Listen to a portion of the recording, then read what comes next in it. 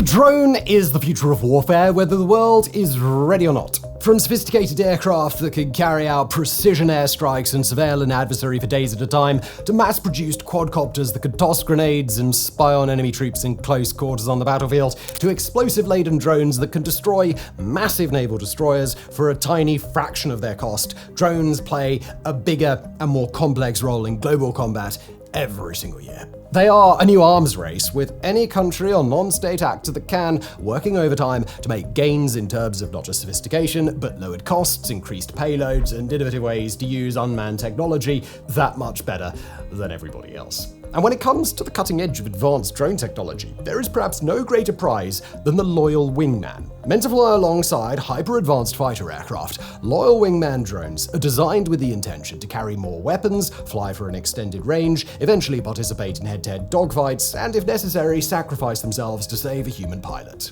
The United States has the collaborative combat aircraft, Australia has the Ghost Bat, India has the Cats, China has a whole range of secret technologies that are supposedly being cooked up as we speak, and Russia has the Grom. First unveiled in 2020, the Grom is an unmanned drone meant to put Russia at the head of the UCAV race. That's Unmanned Combat Aerial Vehicle, by the way. Not much is known, for sure, but if Russia is to be believed, the Grom has the potential to leap ahead of the United States, China, the nations of Europe, and every other nation that would dare to put a loyal wingman in flight. In today's episode, we're going to get as close a look as we can at the Grom, what it is, or what it's supposed to be capable of, and whether it truly could become a world-changing Russian superweapon, or whether it might be nothing more than an empty threat.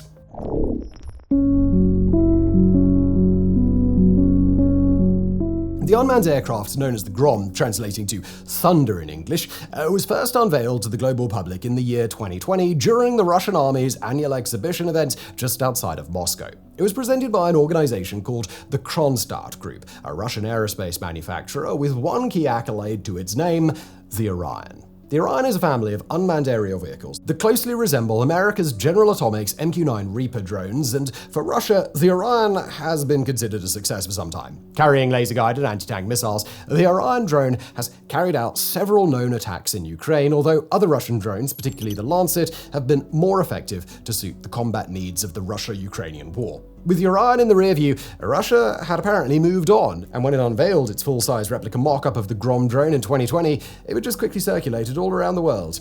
Now, the Grom emerged years before the United States' collaborative combat aircraft program officially began awarding design contracts to American firms, something that only happened in early 2024. Loyal wingman drones have been in conceptual discussion around the world for a while now, but when the Grom was unveiled in 2020, it was the first drone of that kind to even be presented in a full-size mock-up at all. As Kronstadt explained it, the drone was intended to act as the tip of the spear for a formation of manned aircraft, flying out ahead of them and using anti-radiation missiles to destroy enemy air defenses, thus clearing the way for manned aircraft to fly safely. Per Kronstadt, a single Russian manned fighter could guide up to 4 Grom drones, and if needed, the Grom was capable of destroying surface targets, engaging in reconnaissance, and jamming enemy electronic signals. According to Kronstadt's designer general, Grom had been constructed independently by the company, relying on internal funding to show Russia a design that they believed would ultimately be chosen for production. In the world of Russian military technology, new information typically emerges to the rest of the world only when either the Kremlin or Kremlin-backed defense bureaus decide to share it, and the Grom was absolutely no different. Over the next few years, information would only come in trickles, and perhaps unsurprisingly, everything Russia chose to share was meant to impress. As Kronstadt informed the world, the Grom was intended to serve as a sort of middle point in a 3-level chain of command, with a manned fighter aircraft at the top of the chain, then the Grom, and then smaller drones called Molniya. The Molniya drones, according to Russia, were to be low-cost, fixed-wing reconnaissance and attack drones, and the Grom could control and work with up to 10 of them at a time. With manned Russian aircraft then able to control up to 4 Grom at the same time, that would give a Russian fighter pilot command over a fleet of up to 45 aircraft, all but one of which would be unmanned. Russia further laid out that the Grom was being built to operate alongside the Su-57 Felon, a fighter jet that we'll be talking about in some detail later on, but that we'll describe for now as a 5th-generation fighter aircraft, purportedly on par with America's F-35 and F-22, as well as China's J-20. Kronstadt leaders revealed that the Grom's 10 Molniya drones would be able to conduct kamikaze attacks and that their swarm would operate via artificial intelligence that could allow the exchange of data, allow different drones to take leader roles, and change their objectives on the fly, pun intended. That's in addition to the Grom's other functions, carrying an ever-growing variety of different weapons on its hardpoints and striking into dangerous areas without an accompanying human pilot, thus putting no Russian lives at risk in a combat environment. In 2022, Kronstadt representatives would confirm that Grom had secured government contracts and would be moving forward with the Russian military. And then, in August of 2024, the Grom got an unexpected facelift. When Kronstadt showed up for the Russian Army's annual conference that year, it unveiled a UCAV called Grom, but the drone they displayed looked nothing like the design they'd showed off in prior years. Instead, this one looked almost like a Cold War-era fighter jet, with delta wings, a fairly normal-looking tail fin, and of course, no cockpit. It featured an internal weapons bay, a newly streamlined and redesigned fuselage, and more, all suggesting that the Grom of 2020 and 2021 was now a thing of the past. Of course, this design too was still a mock-up, but it represented a seismic shift away from the aircraft Russia had previously promised. What Russia was promising now was an aircraft unlike any of the known loyal wingman programs around the world.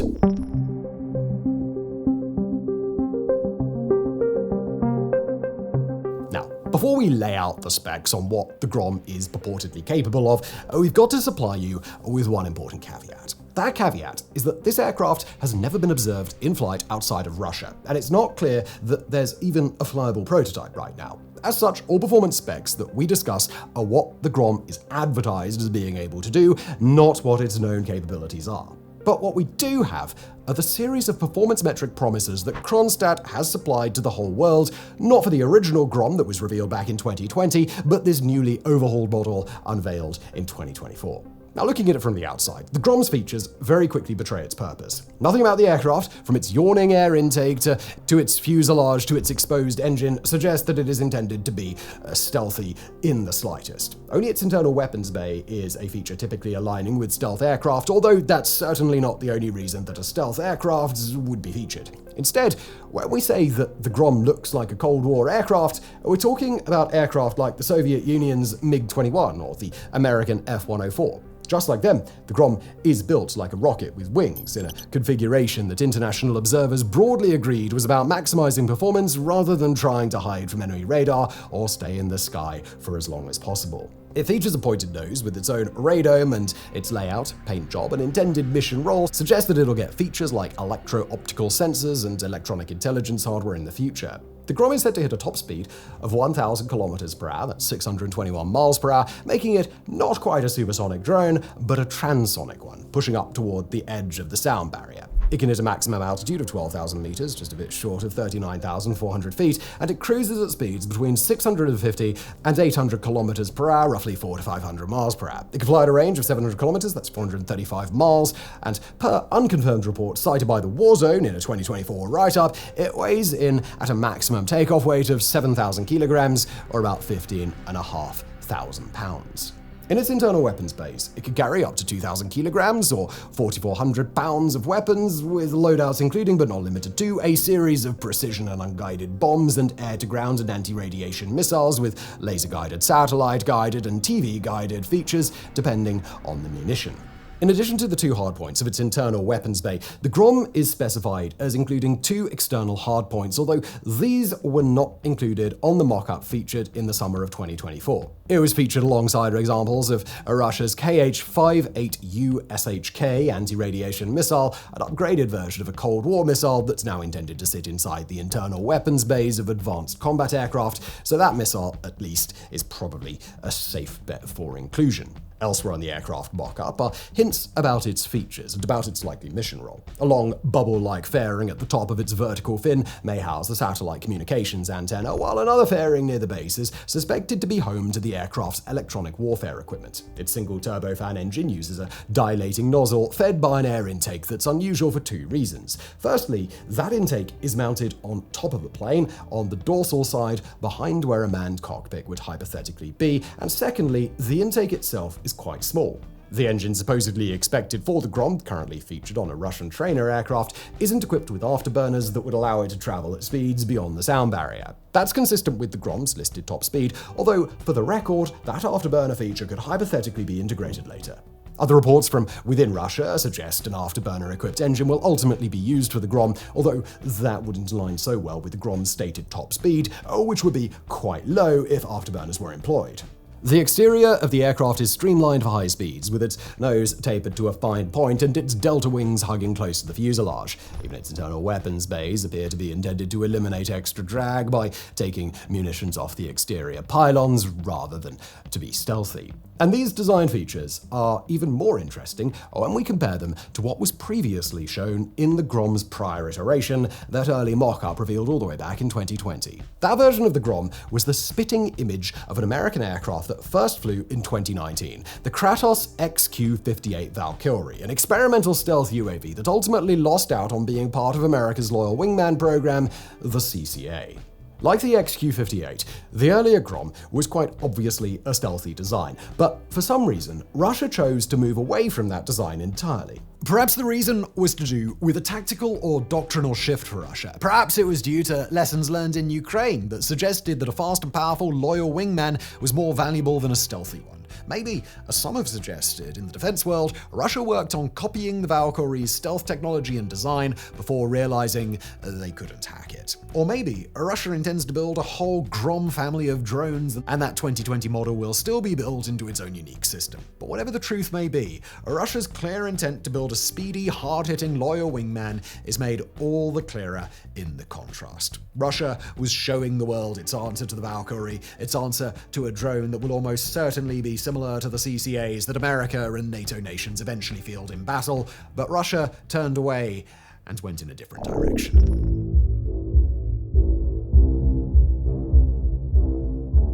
When we look at the actual utility of the Grom, we first got to ask the fundamental question that the entire world has learned to ask whenever a new piece of scary Russian technology is shown to a global audience, and that's, is it legitimate? Russia has a long history of creating concepts for military equipment that either never see production or are, shall we say, underwhelming when the production line version finally comes out. Its Su-57 Felon is supposed to rival the F-22 and the J-20 as a stealth fighter, but its radar cross-section is pitiful in comparison. Individual aircraft have shown signs of very poor workmanship, and its handlers in the Kremlin don't seem to trust it anywhere near the front lines over Ukraine. Its T-14 Armata was supposed to be a next-generation super tank, but this year, Russian business leaders confirmed it's never actually entered service with Russia's armed forces, meaning that its greatest claim to fame is still that time it broke down during a Russian military parade.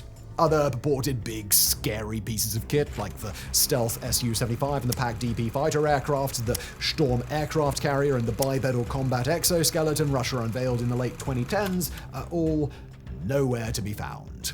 So, with that in mind, it's safe to assume that the Grom could be vaporware, just like all those other pieces of hardware, and that Russia still may not have learned the lesson that when you invent a purported super-capable war machine, your adversaries might actually build technology to counter that machine. Russia's military is in the midst of a ruinous war in Ukraine. It's pushing hard for modernization in several areas at once, and it's trying hard to leverage Russia's newly semi-permanent war economy as best as it possibly can.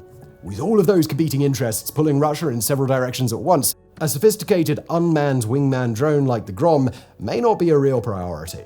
Instead, both the 2020 mock-up and the 2024 rendition might be attempts to create a distraction, hype up the Russian military, or otherwise generate some buzz without actually building anything. But there's also the other side of the coin to consider, the possibility that the Grom may not be vaporware at all. There are a few other directions Russia could be going. For example, there's the fact that just because Russia is showing mock-ups for its Grom now, that doesn't mean that it intends to make the Grom now. There's the possibility that the redesign of the Grom reflects new findings about how the Su-57 is a lot less stealthy than Russia may have believed, and thus reflects new thinking about how Russia will fight its future air wars. Or, since the logic and priorities of the Kremlin are under absolutely no obligation to make sense to the rest of us, perhaps Russia has decided that loyal wingman technology is simply an area where it has to compete, whilst leaving other domains of warfare like aircraft carrier-based power projection in the past. And while a wide range of Grom naysayers will point out, fairly so, that the Grom's non-stealthy profile is a sign that it's not a serious attempt to build a 21st century war machine, that argument isn't exactly airtight. Yes, stealth technology is very important to global militaries, and gets more important as those militaries try to meet a higher technological standard. But in this case, there's merit to choosing a design that doesn't attempt to be stealthy, depending on both the combat roles where the Grom is intended to serve and the situations in which it's intended to be fighting. Stealth technology is a very valuable tool for those who can leverage it, but it's not a tool that does everything. Stealth technology is no better suited for some jobs than a sledgehammer would be for the job of painting a wall any color except invisible, and not for nothing, Russia has proven with the Su-57 that it's not particularly good at building stealth aircraft anyhow. If Russia is looking for a relatively affordable, non-stealth tool for what will ultimately be a non-stealth air force, then the Grom might be it. Kronstadt has explained that the Grom is intended for a few key roles, serving not just as a loyal wingman, but as a sort of loyal vanguard, attacking air defense systems, reconnaissance assets, and air and sea targets before a wave of manned fighter aircraft arrive.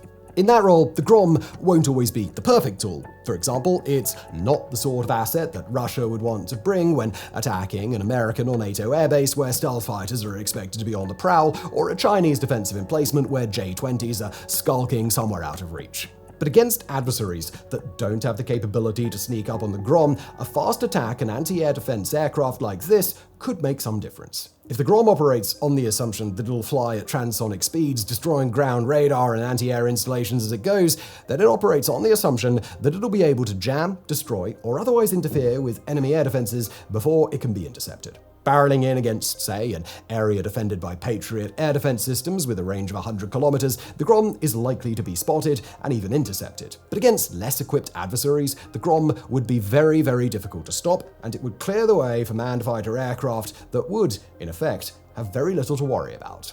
There are battle spaces, like the one where Russia has spent a majority of its time over the past few post-Soviet decades. There are places like Chechnya, like Georgia, like Syria and Libya, and like what Russia had expected to find in Ukraine before its war there ended up lasting for longer than the Kremlin had anticipated. These are adversaries that cannot bring comparable air power to bear against Russia, where air defenses are outdated or insufficient to stop the most potent elements of Russia's air wing. Russia already operates with an edge in those sorts of environments, but its pilots are still at risk from air defense systems, enemy radar, the occasional adversary aircraft, and at times even soldiers on the ground who have access to shoulder-fired munitions trying to bring down low-flying aircraft. In those situations, sending a Grom, or 3, or 5, in advance is a legitimately good way to eliminate risk for manned aircraft, taking out all the known threats in the vicinity and making sure that Russian pilots can lay waste to their targets in relative peace. And when it comes to the Grom's utility against better armed potential adversaries like NATO or China on either of its flanks, there are ways to make the aircraft work in tandem with other air assets and really have an impact in the fight. The United States, for example, is learning the same lesson with its F-15EX, a redesigned Eagle fighter jet that's meant to thunder into enemy airspace, drop a quite frankly stupid amount of missiles, and reap the rewards of data collected and passed onto it by stealth fighters that fly in advance, marking targets that the Eagle can hit from beyond visual range. That's not a set of tactics that the Grom could copy exactly, but it's an illustration of how creative, out-of-the-box thinking can maximize the utility of non-stealth assets. There are no guarantees that the Grom ever makes it to a production line, and in fact, we take a rough guess there's about 50-50 shot at best. Even if it does, there's no guarantee that it still won't be vaporware or a piece of technology that falls short of expectations. If it does fill the function Russia says it will, there are still no guarantees that the function will ultimately be of any use in the future wars Russia will fight. Maybe it's awesome, maybe it sucks. As of now, both of those options are on the table, and so is everything in between. But for our part, here at Mega Projects, we won't call the Grom doomed just yet. If it is doomed, future wars will make that absolutely clear. But as of now, it's a concept like any other, and where the concept goes, we'll just have to wait and find out.